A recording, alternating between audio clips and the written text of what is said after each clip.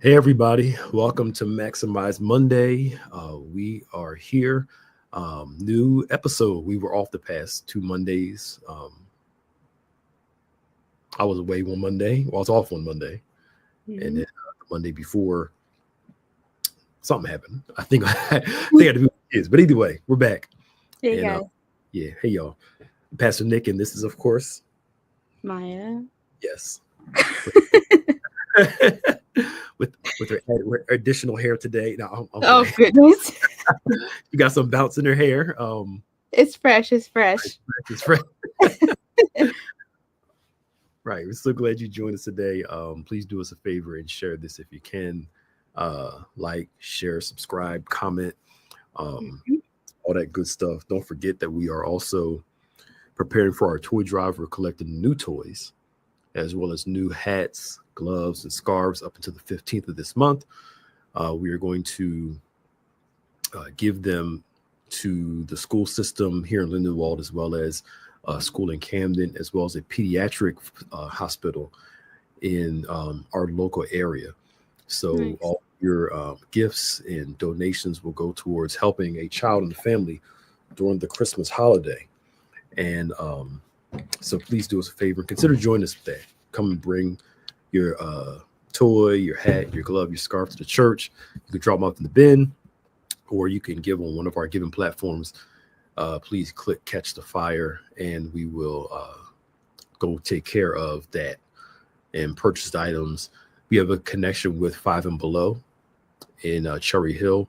If you purchase from there, we get a kickback. We have a card for that. We give people, right? We do. So you can find that online on our social platforms, and then as well as our website. We'll post it there too. Okay. They can just what they print it out, or they can just take the virtual like just on their phone and Um, I think you could. I think as long as they see it, you're fine. okay. But it might be on the safer side just in case to print it out. Okay. And I believe we have some on the printed out on the kiosk, right? It should be up. Yeah. So you can do that. The Five and Below in Cherry Hill next in the same plaza as the Whole Foods right off of Route 70. And I need to go up there. Is this a place? I've been fiending for German chocolate cake. I don't know where this is coming from. Oh no, where's Helene? Like, Her I haven't German had chocolate German cake. chocolate cake in so long, but for some reason I've been wanting some. And there's a Mhm. place I heard that makes pretty good ones. So I'll see. Anyway, I don't know why I came up. It's the holidays. We're all It is gorgeous. so random. I was trying to do right, eat good after Uh-huh. Thanksgiving, and I just.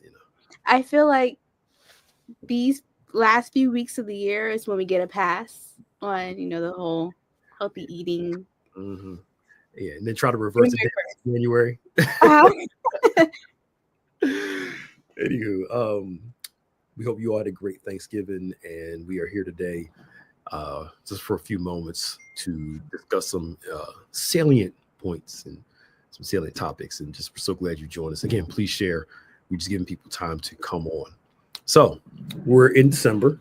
We were off Mhm. the first Monday of December, so we're back here second Monday. And you know what gets me about every end of every year is I don't know about y'all, but I always think about finishing strong. Mm. And one of the challenges I think that a lot of us have, and I don't know about you, but for me, you start looking at the things you accomplish and you're like, cool. And then the stuff that you should have accomplished, you start trying to run at a breakneck speed to do it. And the reality is like, dude, if we would have been working on it a little bit here, a little bit there in Mm. January, we wouldn't feel the need to hustle and bustle Yeah. to get stuff done in the last couple of months. And I think it's important. We I'll say this and go ahead and just take off with it. We always wait till January 1st. All right, I'm going to just chill this month. I ain't going to get it done Mhm. January 1st. Like January 1st, something magical happens when the new year clicks in, and all of a sudden you're just Yeah. it, one of the best things you can do. And we messing around with the food thing. Is start now. Mhm. Why wait until a calendar date when if your mindset's the same, the calendar date's not going to change a thing, which Yeah. is why most gyms are packed. January, use it as an example, January, February, by March it starts tapering Uh-huh. off. And watch this. You stop going in March or April. You ain't been there all year. You've been paying the bill every month because one day you're going to go back. Uh-huh. It hasn't happened. Yeah, it ain't happened. You just wasting your money. Just Yeah. and I'm just using that as an example. But whatever our thing is, I think it's important to recognize that we don't live by calendar dates per se. I'm not saying calendar dates aren't important. What I'm saying is that that whole new year, new me thing isn't going to work if it's a new year and same you. Mm-hmm. Because the calendar doesn't change you. You, God, all that stuff. Word, that the transformation of the mind is more important than the change on the calendar. All right. So that whole new year, new me, I ain't taking these old friends. Well, maybe you don't have to keep disconnected from friendships every December. If we Mm-hmm. would make better decisions during the course of the year with who we become friends with, There you go. can't with me. Well, why are they with you in the first place? Right. I'm sorry. Okay. No, I mean you said it. It's a mindset thing. You know, we're tricked by society that come January 1st, our mindset is, oh, we're gonna hustle and be at the gym every day and so on and so forth. And then that mindset gets sidetracked. Right? So, definitely being able to establish a routine Mm-hmm. and being able to shift your mindset to adopt, new normals in a way that I think isn't uh so for lack of better words, I guess jarring, or like where you go hard in the beginning, but just make it a part of your daily life. Mm-hmm. And I think once you do that, you'll start to really see a shift. But yeah, I was thinking about it earlier. I'm going to the gym later today. And it's because, like you said, it's so prevalent on my mind. I was like, I have to do this, right? But a day is a day. We have Mm-hmm. 365 in the year. Mm-hmm. So Yeah. being able to shift a segment of that year to it being every day, I think, like you said, can really make the change. And going off what you said with the friends, that's so true too. Being able to look, okay, inward and say, okay, maybe the friends isn't the problem, it's me. Because usually your friends have some qualities that are like you. Yeah. So if you don't like your friends, maybe there's a piece of yourself that you don't like that you need to work on. Yeah. Yeah. Because if you have to consistently cut people off, That I'm says just something. saying that says something more about us than it does the Yeah. people. Everybody has to, distance themselves from somebody at certain points in their life. So I'm no way saying it. I'm talking about if it's consistent all the time. The only common denominator is us because the people keep coming in and out, in and out, in and out. There's only one common denominator. It can't be everybody else all the time. Mm-hmm.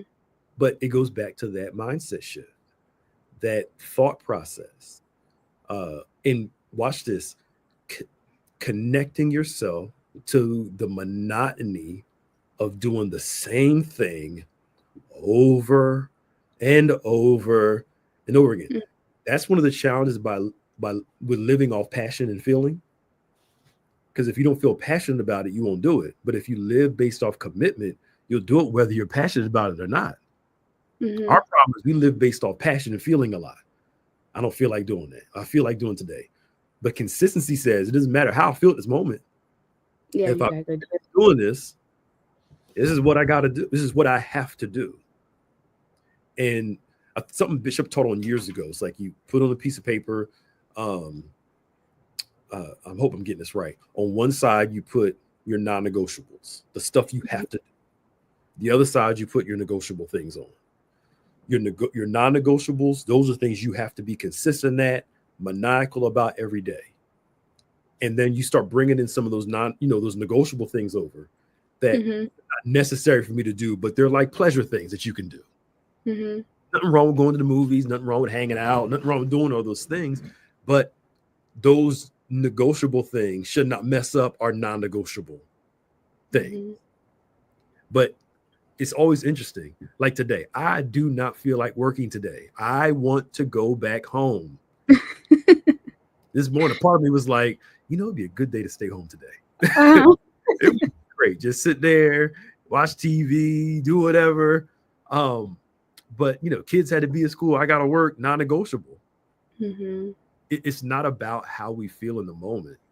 It's about and there's nothing wrong with taking off. I can take a day off, but will this negotiable thing mess up some of the non-negotiable things I have to do today? Mm-hmm. But you always notice how we always feel like doing the negotiable. We always feel like going to the mall, going to the movies, sitting home watching TV. Yeah. But the stuff that we have to do, all of a sudden, It's because we don't like people telling us what to do. I'm talking about even if it's your thing. I know. You got to do dishes. You got to vacuum. You're like, Mm-hmm. I like it. You got to work. Mm-hmm. It's a control thing, because even though it's something that we might have set for ourselves, it's still controlling us from maybe doing the things that we feel like doing or want to do, and we don't like that. We don't like that at all. I know, because it's crazy how we'll set a goal, right? Then run away from it. Mm-hmm. That seems like what you're saying. For whatever reason, you'll set the requirement and then run away from said requirement and find every reason not to do it. Yep. Whether it's because you're afraid, lazy, whatever. Yep. We'll find a way to mess it up. Mm-hmm. And then, as Bishop taught on Wednesday, we blame God and things for stuff that we could have done.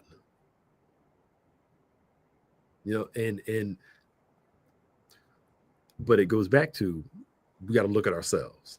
Is there something, to me, if I did all that I could do and it still didn't work out, at least I can say I did what I needed to do. Right. Versus, I half did it and I could look back and say, you know what, I really could have. Mm-hmm. And even if you tried everything, you still have to assess, did you fall short? Did you blah, blah, blah, and figure out what happened?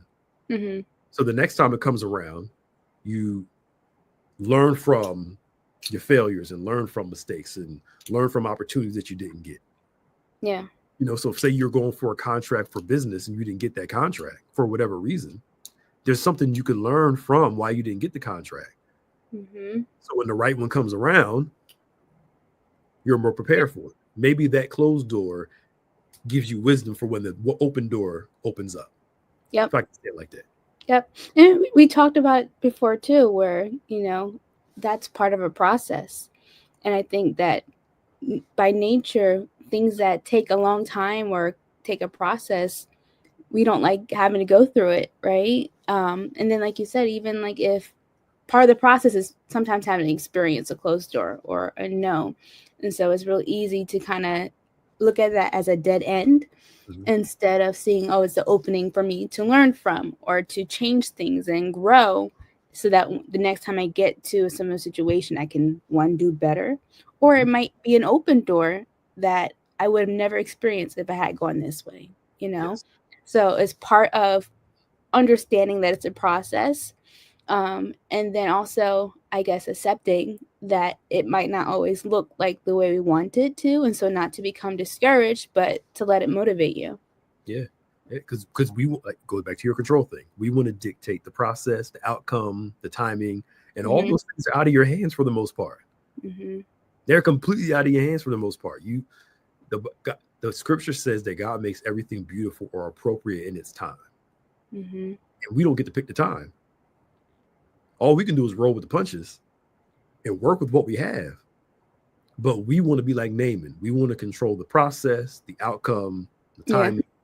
And then we get mad and get angry when we can't control all that because we bought the lie. It's like, let's use exercise and trying to get in shape. You start eating right for 2 days. Mm-hmm. 2 days and you get on the scale, nothing changed. Yep. And you start getting discouraged because we want everything to be so quick. And it's easy. And one of the things that I've been fearful of for a while is people taking the quick route to everything. How can I say this? But if your mindset doesn't change, you'll revert right back to Same old habits. yes, because you took a quick way to get what you wanted, Mm-hmm. but your mind didn't change, so you couldn't sustain what came quickly to you. Mm-hmm. There you go. All right, Mm-hmm. that was a nice way of putting it. Yeah, that's good. All right, just making Um, sure I was trying to be. I was trying to look through all these fitness apps yesterday, Mhm. and only one of them said, we recommend you checking your progress once a week or every 2 weeks Yeah, instead of that's fine. every day, which I feel like it's our inclination because we're looking for the quick change, Hmm. but it's a process, Yes. so you might not see the changes or the tiny micro changes that are happening each day. Mhm. But if you allow yourself the time to go through the process and, not look at for the minor things, you'll Yeah. see the result, Yeah. so you have to just go through it. Yeah. Growth is important, and if you celebrate small progress. Mm-hmm. I didn't get this, but I did get this though. So I talk to people, business owners. I got faith. I believe God is going to make me a millionaire business owner in 2 months. How about let's first do this? How about you make enough money to sustain yourself, right? Mm-hmm. Become a thousandaire. How it? I believe I got faith too. I believe God, but faith also doesn't mean you can't be realistic about process. Mm-hmm. Let's build to this while we're working towards that. Yeah. If I'm not a millionaire in 2 weeks, after I just started my business on Tuesday, and then by the end of the month, it's not sustaining me from hello. Mm-hmm. That's nothing wrong with having goals, but let's have some common sense here. There it is, and celebrate small progress Yeah. because small progress is still progress, and let build momentum up. Because something I meant to say earlier, one of the things we forget about is that it's small changes that yield big results. Mm-hmm. Small changes is it's like, for instance, uh it's fitness. We talking a lot about food. Maybe I want a slice of pizza for lunch, so maybe here's the reason why we saying this. But say, for instance, like food, right? They always say weight loss, 80 to 90% of weight loss is diet. You can't Yes. outwork a bad diet.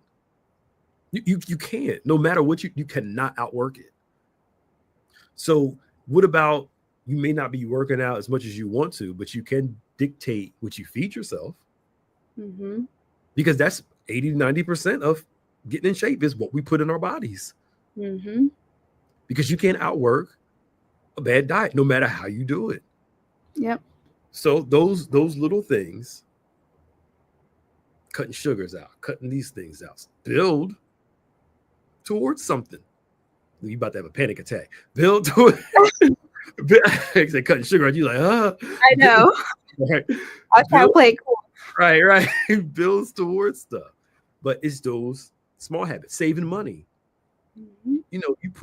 You putting away $5 a day, $100 a week, whatever. It may not be a lot, but it builds though. Mm-hmm. Imagine putting $100 a week away and just slowly just taking your time doing it. If you can, maybe you're gonna do 50. Maybe you only do 20, whatever your circumstances. At the end of the year, you'll have more than what you had when you started the year. Yep. Small things build up. Yep. But in our context, especially with social media, we lose patience because we believe the lie of people like they got there quick, and it took them a long time Mm-hmm. to get there. Yep. And it It's takes the years to get comparison thing. overnight success. Yep. Yep. It gets you every single time. Every single time. And then even going back to the fitness thing, everyone's body is different in how they absorb nutrients and how they build muscle. It's all different. So it's easy to kind of look at what this person is doing over here and then say you're going to do these same things and then get upset when you don't see the same results, right? So, it's the same thing I think in life. Everyone's journey is different. Just because it worked this one way for this one person, God has something else for you over here that you know, is going to be more fulfilling to you. Mhm. So I think too, like if we're all able to kind of stay in our own lane and focus on what our priorities are and focus on, the things that are going to keep us nourished in the long run, that's going to be more fulfilling. Yeah, yeah. You everybody's process is different. Mm-hmm. You can't compare processes because everybody doesn't have the same outcome. So for all of us, we have to learn to stop comparing processes and learn to work the process that God gave to you. Moses' process was different than Jeremiah's. Jeremiah's was different than Ezekiel. Over Jesus was 30 years, just this known guy as Joseph's son, the carpenter's son. Mm-hmm. 30 years, but 3 years and some change in ministry. And those 3 years of change in ministry, we still talking about it today. Mm-hmm. But 30 years of obscurity. 30 years. I mean, we get mad, don't nobody know who I am, and it's been 6 months. 30 years of just learning, doing, living, God in the flesh, just living a regular, normal life. Mm-hmm. Right? The Bible says nothing about him looks spectacular. Our problem is again, we get caught in the comparison game rather than looking at what is God's process for me. And I get it. It's hard because when you have a passion for something, you want it quick, but sometimes you want something we're not ready for. Mm. Mm. Mm-hmm. I've seen people, I can't wait to get married. Then you get married when the trouble start breaking out. Then you're like, oh, it's This hard is enough. not what I asked for. All right, kids. Oh, I love my babies, but whoo, nothing wrong with all those things. That stuff is great. But simply just knowing that, hey, we get caught up in the idea of a thing, put it that way. I want to start a business because we're excited about that. And everybody want an LLC and all that stuff. But then when it comes to the actual grind of doing it, Mm-hmm. oh no, most people are like, I thought it was going to be easier than this. Because you thought you was going to post something online and everybody's going to come buy your thing. Then you like, Nope. Not at all. it's hard. And God can favor you, God can help you. But even people tell you that with God's favor, God's help, you still got to put the work in. I'm sorry, I ran it. That's the truth. Oh, that's the truth. And you have to. That's what believing yourself is. There are people that say, "Oh, I'll support you and do all this," but then they hasn't happened yet, right? And there will be people who will discourage you. But if it's something that you think is in God's will, that you're passionate about, nothing will keep you from having to do the hard work that it takes to make it happen. Yeah. So yeah, it's easy because we fall into fads. Oh, you see something online and you think it's cool, I can do that.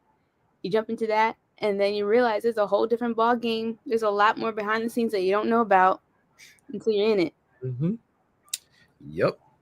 Yep. And learning to find your lane too. Yep. I think when you learn to find what you're good at, your lane, that's what makes it so much easier. Mm-hmm. Because just because, like, I'll use you for example, because you got your own, photography thing. Mm-hmm. There are a bunch of people doing photography now, Mm-hmm. especially now with online and people wanting to do all. It's a whole lot of people doing it. Yep. With everybody, is that you finding your uniqueness compared to just because everybody else is in traffic doesn't mean you can't stand out in traffic. Mm-hmm. But if everybody's trying, you said trying to do what everybody else is doing, Yep. what makes you different than everybody else? Mm-hmm. Who would have thought Picasso would be with his weird painting? I still don't understand art like that. Would be so, but again, you find your uniqueness. Yeah, but you know what? And I could be completely wrong about this too. Picasso wasn't Picasso, He was dead. his time. Yeah. So things that Yeah. are valuable might not be valuable right away. Mm-hmm. Yeah. Yes. Andy Warhol, all them. Andy Warhol got some of the success, of course, while he was alive. Yeah. But I mean, it's finding your uniqueness and walking in it and living in that, and not Mm-hmm. worry about comparing to everybody else, because God made you to be you. Your process is you, your uniqueness is you, and learning to work in within that uniqueness Mm-hmm. and learn to be patient. As Bishop talked about, live in purpose and not in ambition, Mm-hmm. because ambition will have you not caring about process, time, people. The goal is just to succeed. Mm-hmm. Purpose cares about people, process, time, and purpose will allow you to be patient. And ambition makes you impatient. And I've Mm-hmm. seen people live in ambition, pursue a goal at all costs. It costs them their family, it costs them money, and they end up floundering because they felt like this is something I need to do. And they end up losing a lot because they were ambitious, doing something they weren't called to do, or watch this, doing something before it was time for them to do it. Mm-hmm. Timing's important. Yep. And maybe we talk about that next week. Timing. Let's do that because it's already 25, 26 minutes in. Timing. Sounds good. And that's the hard part, is when my time. Patience with time. All right. So glad y'all joined us today. Any final thoughts you want to share? No, I think it's good. As the end on timing, as we're heading off into these last few weeks, few days of the year, you know, I feel like at times timing can feel like it's getting away from us. Mm-hmm.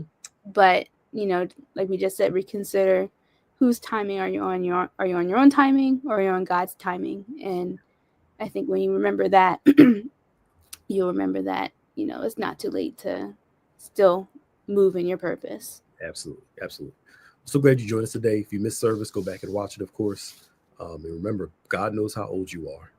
As Bishop says, he knows how old you are. Let him do his work. Young, old, middle age, whatever. He knows how old you are. Let him do his work. And we'll see y'all next Monday. Don't forget our toy drive. We're collecting toys, new hats, new gloves, new scarves up until the 15th of this month. And we'll be much appreciated if you will help us out in this endeavor. And the kids will be also. Mm-hmm. All right. God bless y'all. God keep you. In Jesus' name. Amen. See you. Bye. Bye.